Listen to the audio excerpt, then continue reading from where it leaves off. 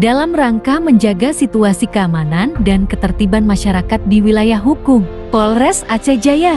Personel Polres Aceh Jaya melaksanakan patroli Pamapta di berbagai titik strategis. Kegiatan ini merupakan salah satu bentuk upaya preventif Polri dalam menciptakan rasa aman serta mencegah potensi gangguan Kamtibmas di tengah masyarakat. Patroli dilakukan dengan menyusuri sejumlah ruas jalan utama, kawasan pemukiman, pusat perbelanjaan, dan lokasi yang dianggap rawan terjadinya tindak kriminalitas. Selain memantau situasi, personel juga menyampaikan imbauan Kamtibmas secara humanis kepada warga agar senantiasa waspada, menjaga lingkungan, serta segera melaporkan apabila melihat atau mengetahui adanya potensi gangguan keamanan.